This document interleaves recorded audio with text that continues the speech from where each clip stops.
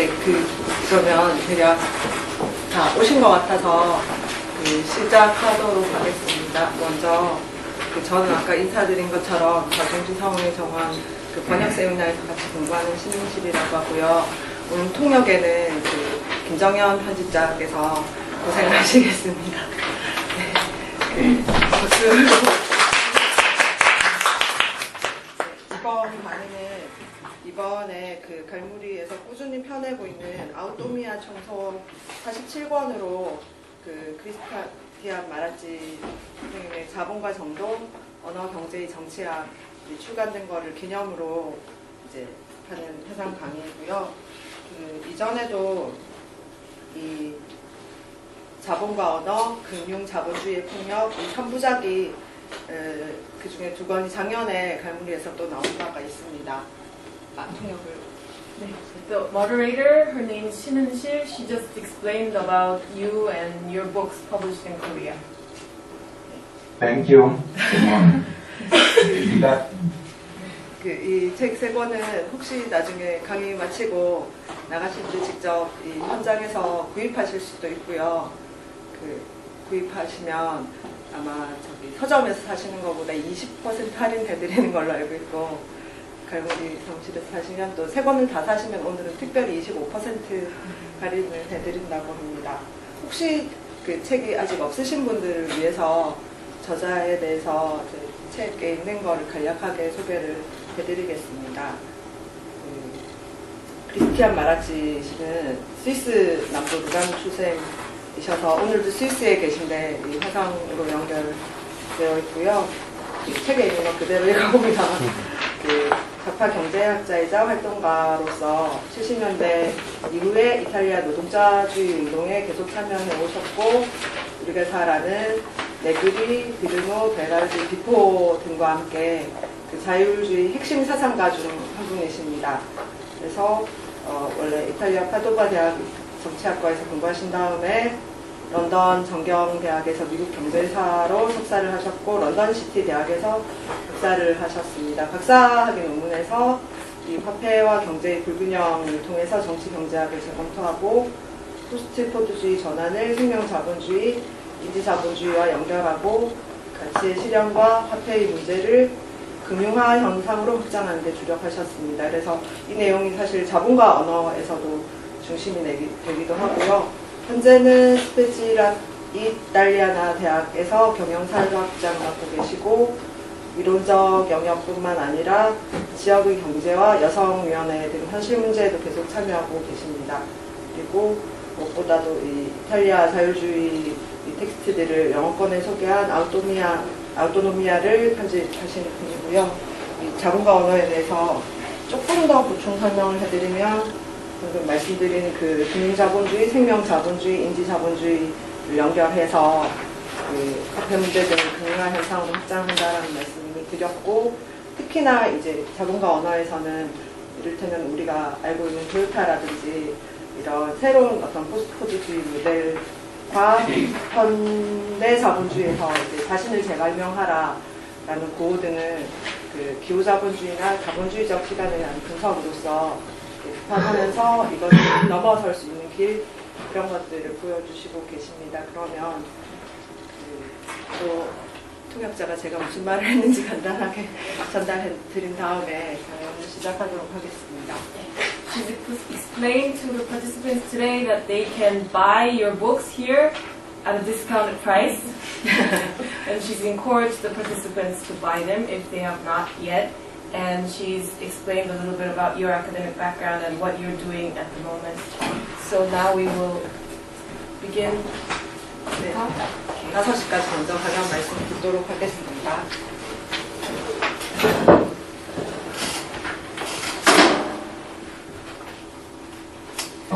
Okay. Okay. Shall I? Yes, please. First of all, I would like to thank you very much for organizing this moment of conversation, of friendship, and it's an honor for me to be here today. I'm speaking from my university in in the Italian part of Switzerland. I was born in Switzerland, and I studied, first of all, political sciences in Padua, in Italy, in a period where the political situation was extremely hot, very rebellious. And then I went to London to take a PhD in economics, and then I went to New York and spent some time over there. Just to tell you that I'm in a way Swiss-Italian, but at the same time I had I spent period of my life, important period of my life abroad. Kristen, can we translate and then can I turn it back to you? Okay, thank you. 먼저 이 행사를, 이 우정과 대화의 행사를 준비해 주셔서 감사하다는 말씀을 드리고 싶습니다. 이렇게 여러분에게 이야기할 수 있어서 영광입니다. 저는 이탈리아에 근접한, 그러니까 스위스이긴 한데 이탈리아와 근접한 지역인 루가노에서 지금 말씀을 드리고 있고요. 그 대학, 제가 일하고 있는 대학에서 지금 말씀을 드리고 있습니다. 저는 스위스에서 태어나고 이탈리아 파도바 대학에서 정치학을 공부했고요. 그때 당시에 이탈리아에서는 정치적 상황이 매우 뜨겁고 또 반란의 분위기가 있었던 무렵이었습니다. 그 이후에는 런던에서 경제학 박사를 했고 또 뉴욕에서도 또 잠깐 있었습니다. 제가 드리고 싶은 말씀은 제가 스위스 이탈리아계이고 그럴 뿐만 아니라 또 해외에서의 여러 경험들이 있다는 점을 말씀드리고 싶습니다. Okay. Well, I think you already know that I come from a political theory which is called workerism, which goes back to the 60s and was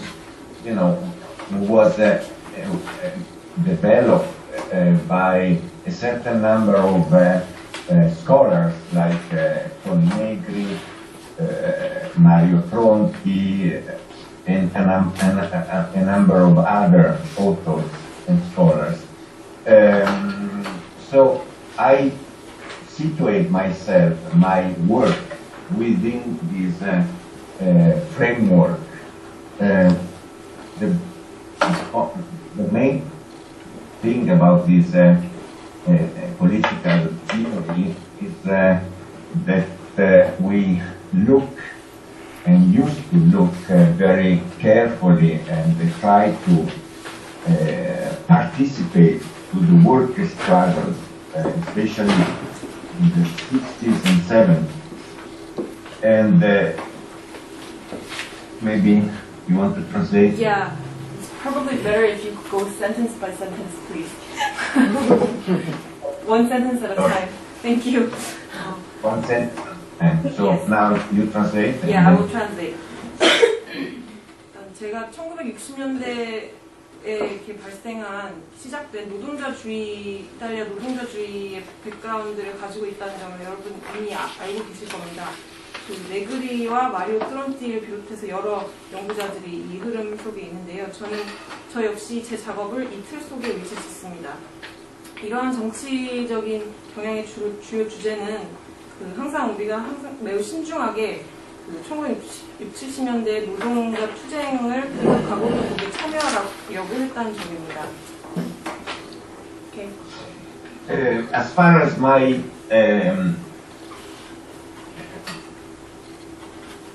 theoretical work is concerned,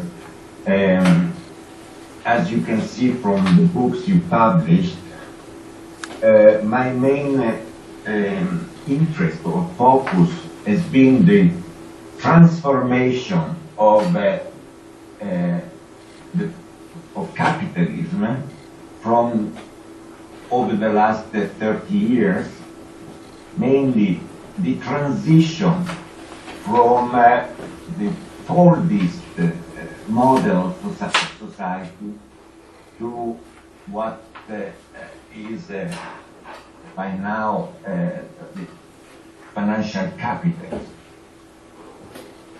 저의 이론적 작업에 대해서 말씀을 드리자면 한국에 출판된 제 저서들에서도 볼 수 있듯이 저는 지난 30년 동안에 일어난 자본주의 변형에 집중을 하고 있습니다.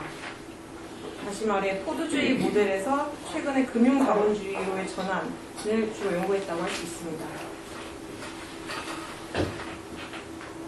Of course, this analysis goes back to the end, at least to the end of the 70s, and to the crisis of the Fordist model of capitalism, right? And what we all try to explain to us and to everybody was that the new forms of capitalism, the post-Fordist model of society, which was starting to take place in the beginning of the 80s, was a direct attack against the Fordist working class. 물론 이 분석이 시작된 시점은 최소한 1970년대 말로 잡을 수 있을 것입니다. 당시에 자본주의의 포드주의 모델의 위기가 일어나고 있었고, 우리가 독자들에게 설명하고자 했던 것은, 사람들에게 설명하고자 했던 것은 이 자본주의의 새로운 형태, 즉 1980년대에 시작됐다고 할 수 있는 포스트 포드주의라는 모델의 사회적 형성 과정이 노동자 계급에 대한 직접적인 공격이었다는 그 사실을 설명하고자 했습니다. Of course, the main lines, the most important aspects of this emerging new model of capitalism was the flexibilization of work, the precarization of work, and the adoption of a kind of Japanese model of entrepreneurship, right? Entrepreneurship, of organization of the enterprise based on a number of dispositives like just-in-time, like the lean production, outsourcing, and things that actually totally changed work, its nature, and the labor market. And that was the first, aspect that I personally tried to analyze. 자본주의의 이 새롭게 출현한 모델의 가장 중요한 점은 노동의 유연화, 노동의 불안정화라고 할 수 있을 것입니다. 일본적인 기업가 모델을 기업의 조직화 방식에 적용하는 것. 예를 들어서 여러 장치들이 있는데요. 저스틴 타임이나 적시 생산이나 아웃소싱이나 린 프로덕션이라고 하는 그런 장치들을 사용한 기업의 조직화 방식. 그래서 이 새로운 면들로 인해서 노동의 본질, 노동 자체도 노동 시장이 완전히 변형되고 있다는 것이 저의 주장이었고, 이것이 제가 개인적으로 집중해서 연구했던 첫 번째 측면이었습니다. The other aspect which has been the focus of my research is the financialization of society, of the economy and of society. Financialization means many things, in particular the growing importance of financial markets, not only in economic terms, but also in political terms. It is by now clear that financial markets, they set the agenda at all levels for politics, and this has created a very problematic situation in which what is at stake is democracy. 제 연구의 또 다른 측면은 그 사회 경제의 금융화입니다. 금융화라는 것은 많은 것을 의미하는데요. 금융시장이라는 게 점점 더 중요성이 점점하고 있다는 것은 지금 분명해졌습니다. 경제적으로뿐 아니라 정치적으로도 그럽니다. 그래서 금융시장이 오늘날에는 정치를 비롯한 여러 차원에서 그 어젠다를 세운다라는 점이 분명해졌습니다. 그리고 이러한 상황은 국가나 민주주의에 굉장히 문제적인 상황을 발생시킵니다. Financial capitalism is based on very important social economic inequalities. That's the first thing. Growing inequalities. And this is the consequence of this attack against working class, against the wage. And it is starting from this basic attack against the wage, workers' wage, that we've seen over the last 20 years the development of what we call the debt economy, an economy in which debts, private debts, are becoming crucial in order to live within this society. 금융자본주의에서 중요한 점은 그 금융자본주의가 사회적, 경제적 불평등과 그 불평등의 증가에 기초하고 있다는 점입니다. 이것은 노동자 임금과 노동 계급에 대한 공격의 결과입니다. 그 노동자 임금에 대한 공격을 우리가 지난 20년간 목격할 수 있었는데요. 이것은 다시 말해 부채경제의 출현이라고 할 수도 있습니다. 부채경제란 사적 부채가 이 사회에서 살아가는 데 있어서 매우 중요한 부분이 되는 그런 경제입니다. Another important aspect of financial capitalism, the privatization of many parts of the social state, of the welfare state. Privatization is surely one of the most important processes which have taken place in Western, but not only in Western economies. The other aspect is at the basis of financialization is the deregulation. That means the abolition of a number of important pillars of the Fordist society, like the collective contract of workers with capital, right? Which is the reason why work has been so, fragile, precarious,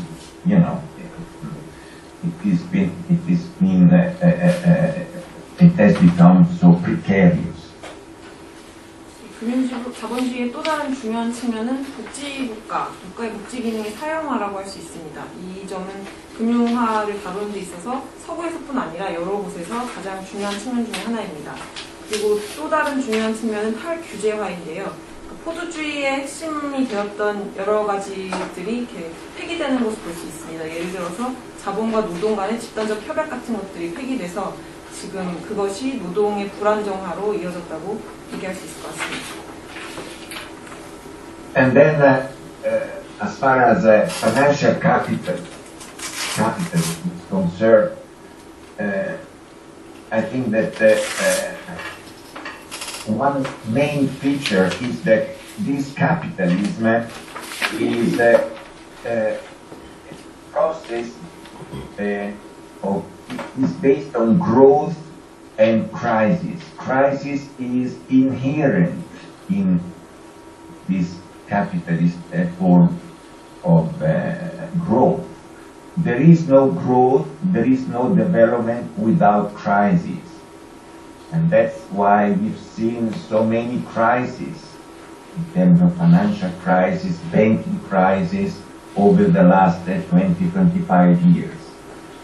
Crisis is immanent, inherent intrinsic, and it is this way of development, of growing that poses so many problems in human and social terms.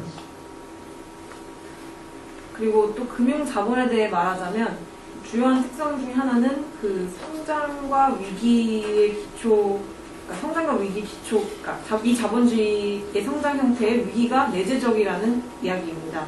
즉, 이 자본주의에서는 위기 없는 성장이나 위기 없는 발전은 없습니다. 그렇기 때문에 우리가 지난 20년에서 25년 사이에 그렇게 많은 위기를 목격해줬던 것입니다. 금융위기라든지 은행위기라든지 이 자본주의는 위기가 내재적이고 본질적입니다. 따라서 이러한 성장 방식은 인간과 사회의 여러 문제점을 야기합니다.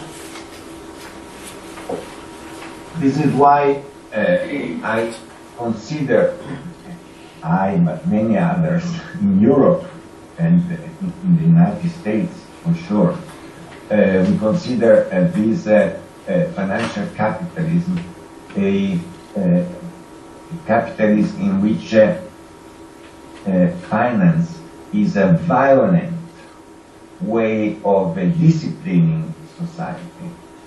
Violence means austerity, means poverty, means unemployment, means insecurity, and I think that over the last at least years of the crisis, starting in 2008 and up till now, this violence has been extremely heavy condition for entire populations in Greece, in Italy, in Spain, in England, and all over, because it is the essence of financial capitalism itself to destructurate the lives of majority of people. 이 점이 저와 유럽, 또 특히 미국의 여러 사람들이 금융 자본주의가 그 사회를 폭력적으로 통치한다, 폭력적으로 훈육한다라고 보는 이유입니다. 그 폭력에는 뭐 내핍, 긴축이나 빈곤, 실업, 불안 같은 것을 들 수 있겠습니다. 그래서 2008년의 위기 이후에, 금융위기 이후에 이러한 폭력이 그 여러 곳에서 그리스, 스페인, 이탈리, 영국 등 여러 지역에서 사람들의 삶에 매우 무거운 결과들을 가져오고 있고, 그 이유는 금융자본주의의 본질이 사람들의 삶을 탈구조화하는 것이기 때문이라고 생각합니다. I don't want to speak too much, and I prefer to give, a voice to your thoughts and to your questions and reflections. But let me just say that one, one important aspect of my research has been the analysis of the communication in these new processes of production of wealth. This is really what differentiates post-Fordism, financial capitalism,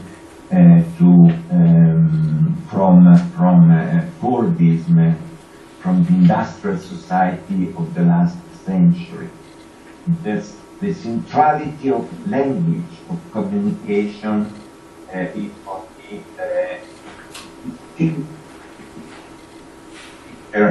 of present contemporary capitalism. 제가 너무 많이 얘기하기보다 여러분들 생각을 좀 더 듣고 싶은데요. 하나만 더 이야기하자면 제가 분석한 주요한 내용 중에서 이러한 현대자본주의에서 새로운 부의 생산 방식에서 소통의 중요성을 제가 분석한 바 있습니다. 그 소통과 언어라는 것이 지난 세기의 포드주의 산업자본주의 사회와 지금 우리가 살고 있는 포스트 포드주의 금융자본주의 사회를 구별짓는 중요한 특징 중에 하나라고 이렇게 이야기를 하고 있습니다. So maybe discuss altogether. I don't know what you prefer, but I would be glad to have an exchange of ideas on starting from, I don't know, aspects of my work or your situation or our situation, in order to have a possibility to, in a way, exchange these our ideas. 네, 그래서 이제부터는 제 작업에 대한 뭐 여러 면들이나 여러분의 상황 또는 제가 있는 곳의 상황 등을 이렇게 교류하면서 서로의 생각을 공유했으면 좋겠습니다. 그런 시간을 좀 당겨서 질문을 먼저 받으면서 같이 얘기를 하는 걸로 할까요?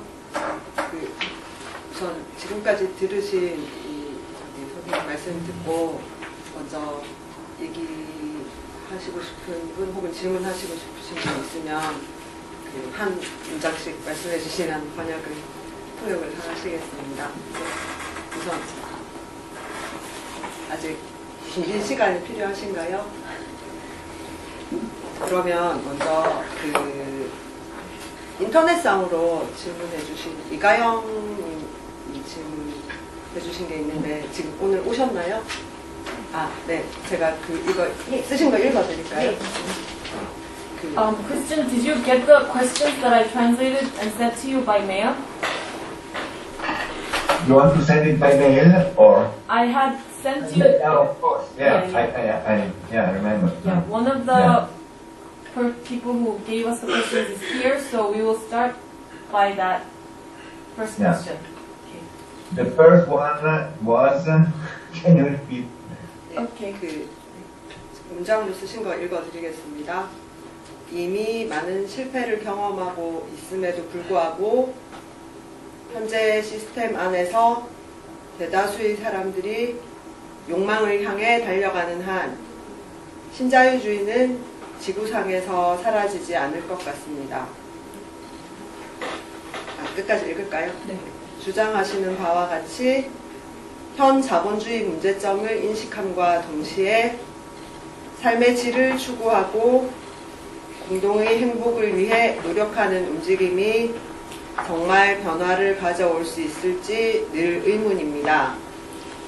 현실적으로 실현 가능성은 얼마나 있는지, 얼마나 희망적으로 보시는지요. Okay, the question was, even though the current system has experienced many failures, as long as most people pursue their desires, neoliberalism seems like it will stay with us for long.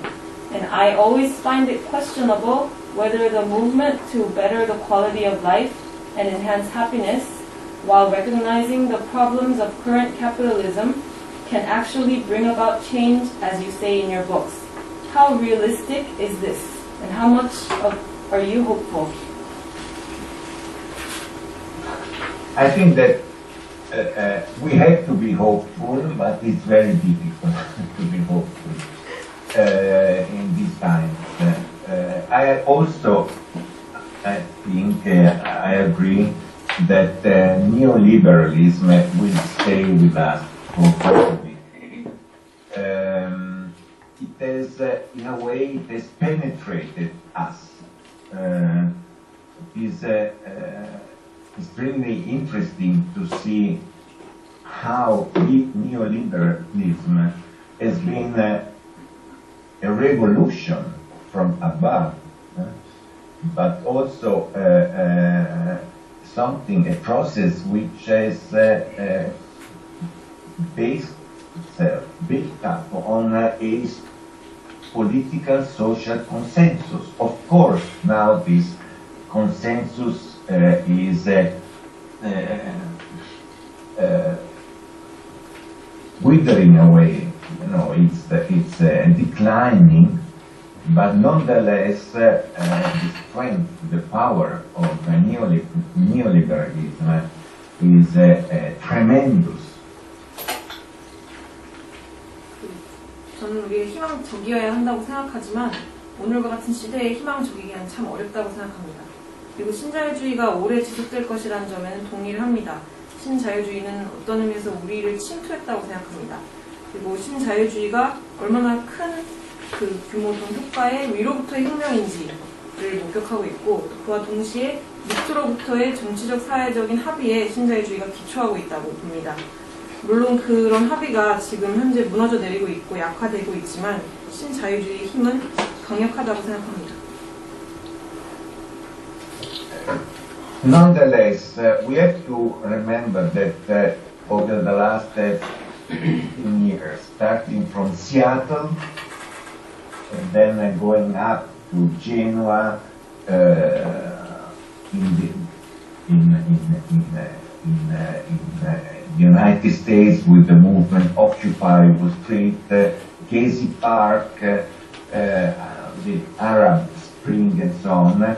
There has been a number of social explosions in these last 15 years, which in a way are the moments in which we can dream again. We can, in a way, experience something different from what we usually, experience in our life in this neoliberal capitalism society.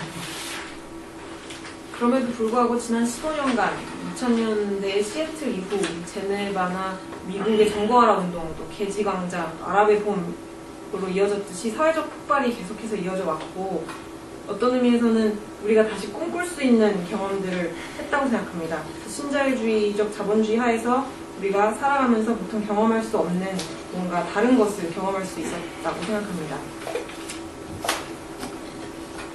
It is clear that this form of capitalism is based on the commodification of our desires. This is what has been going on since the 70s, but even before. That is importance of consumerism as a way of